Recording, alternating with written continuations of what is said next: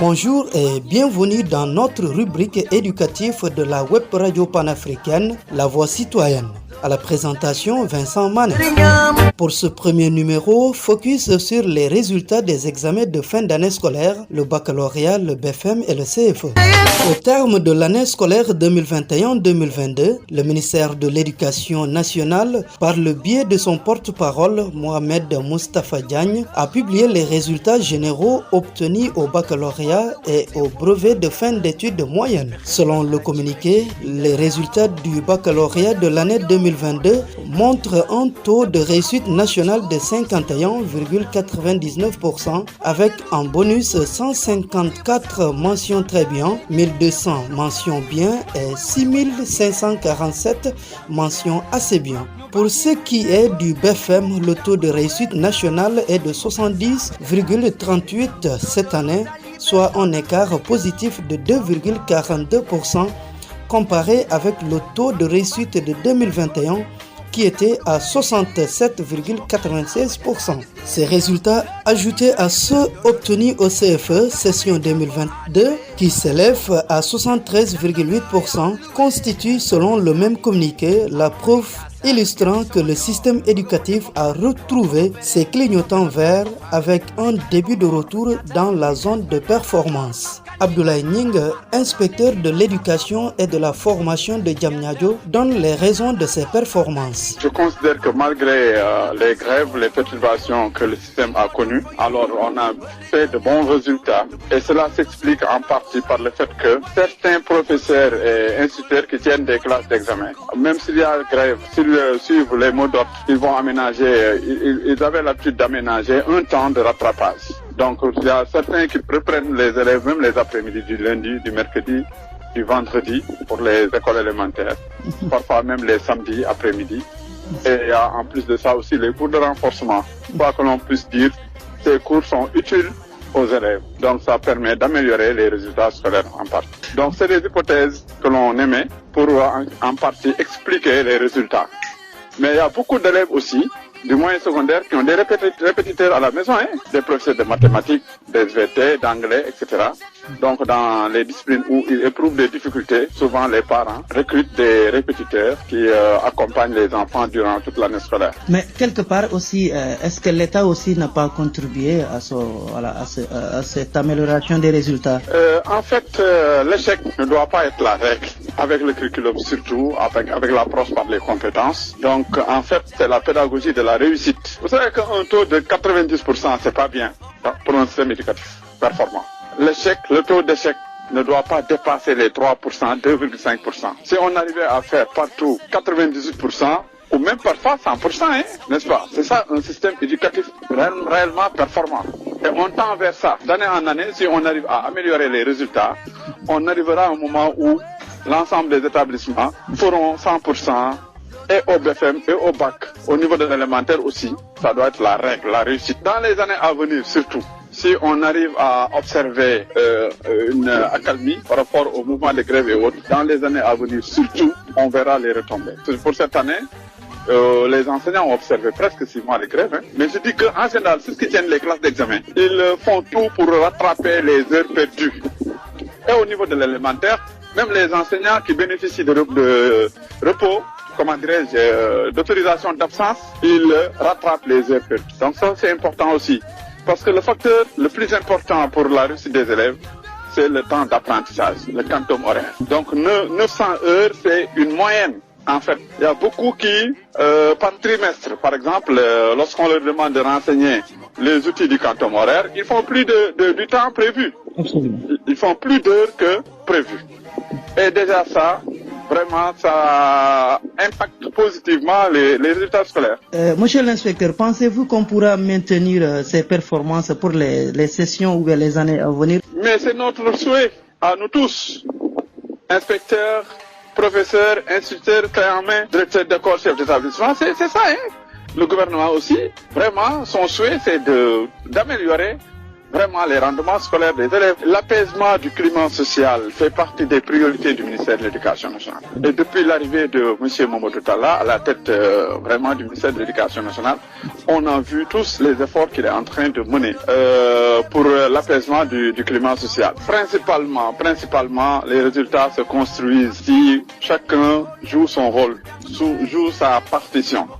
Les parents d'élèves ont leur rôle. Il faut vraiment qu'ils accompagnent les enfants.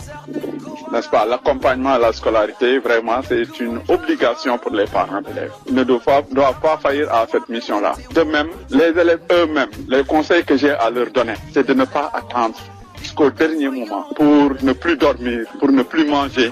Surtout les candidats. Des examens, ça se prépare sur des années, n'est-ce pas? Donc, ils doivent donner plus de temps à leurs études, plus de temps. Et utiliser de moins en moins les portables qui sont dans les réseaux sociaux. Vous savez que les portables sont des outils pédagogiques, mais au lieu de les utiliser pour faire des recherches, n'est-ce pas? Pour anticiper sur le programme même. Parce qu'un élève peut à chaque fois essayer d'apprendre tout seul sans l'aide du professeur ou de l'instituteur à travers vraiment les moteurs de recherche au niveau de l'Internet. Alors, pour les professeurs, pour les instituteurs créés en main aussi, vraiment, je leur dis bravo. Bravo, je les félicite par rapport aux résultats qu'ils ont produits. Et comme je l'ai dit, le temps d'apprentissage est le facteur le plus déterminant pour la réussite des élèves. Donc, véritablement, ils doivent davantage éviter les absences, les retards, etc.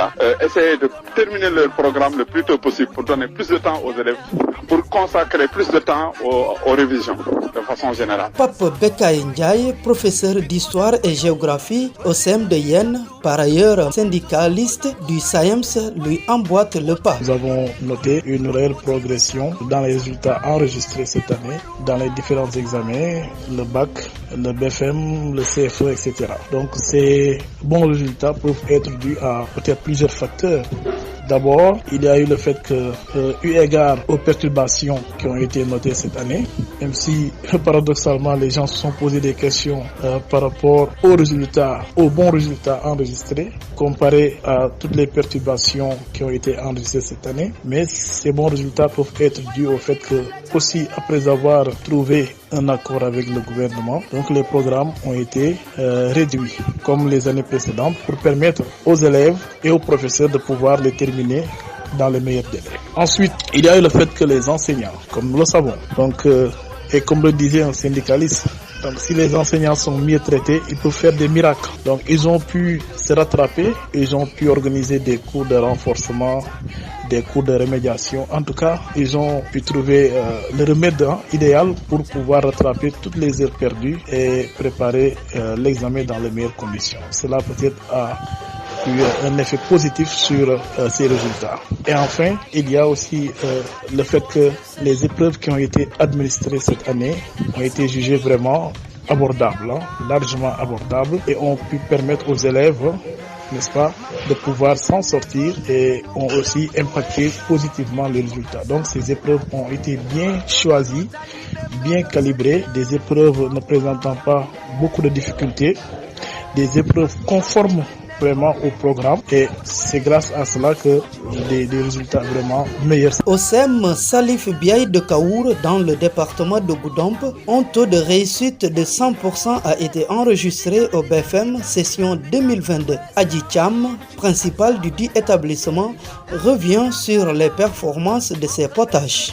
Sentiment de joie et de satisfaction. Tu sais, pratiquement c'est une année longue avec beaucoup de perturbations, mais malgré ça, on a pu tenir quand même. Et qu'est-ce qui justifie ces performances? Bon, je pense que c'est le travail. Donc, c'est le travail paye. Donc, depuis le début, on s'est accroché, on parlait avec les élèves, les professeurs. Donc, puisque c'est un petit CM, donc c'est normal pour qu'on fasse ces résultats-là. L'effectif de 150 élèves. Oui, mais les candidats au BFM, ils étaient au nombre de 70. Bon, pour le maintenir, je pense que dès l'ouverture, comme je l'ai fait, on va essayer de discuter, de sensibiliser les élèves pour leur dire que chaque année, maintenant nous voulons maintenir cette capacité. C'est des enfants, et vraiment je dis que peut-être ils ignorent beaucoup de choses. Mais en essayant de parler avec eux, on essaie de les convaincre, de les sensibiliser, de travailler davantage. Si je me rappelle bien, moi je suis venue depuis 2018. Mais je pense que c'est la deuxième fois, je pense, ou troisième fois. On fait ça, les 100%. L'école, c'est une seconde famille. Donc, on est là-bas avec nos sœurs, nos frères, petites nièces, ou bien. Donc, on doit travailler en synergie. Ces enfants-là, c'est nos enfants, ce sont nos enfants. Et on ne sait pas demain quel est le sortie que vous allez à ces enfants. Donc, on doit faire tout pour que demain qu'ils réussissent. C'est vrai, parce que moi, des fois, c'est ce que je dis aux parents d'élèves. De venir s'inquiéter de la situation de leurs enfants à l'école.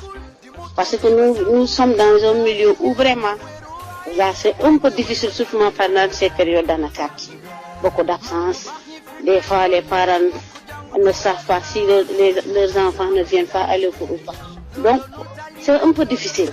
Mais des fois, je leur dis que même si les enfants sont venus à l'école, il faut qu'ils les suivent à la maison. Voilà, parce que si le professeur fait ce qu'il a fait à l'école, donc c'est aux parents de les suivre aussi à la maison. Donc, l'école, ça ne s'arrête pas uniquement à l'école. Donc, les cours, après l'école, c'est toujours à la maison. Donc, il faut que les parents les suivent aussi. Il faut qu'ils les suivent. C'en est tout pour ce premier numéro. Merci à Abdoulaye Nying, inspecteur de l'éducation et de la formation de Diamniadio, Pape Bekkaye Ndiaye, Adji Cham, principal du CEM Salif Biaye de Kaour. Merci également à toute l'équipe technique de la web radio panafricaine, Didier Las, Abdou Gueye, Aminassis. À la présentation, c'était Vincent Manet. Rendez-vous pris à mercredi prochain pour le deuxième numéro. Mag ñu baax ñi fi nekkoon ne nañu ko jàng du weesa ci mokkal saaba ja daa gis njëriñam loo doonul taalibeem doo doon sëriñam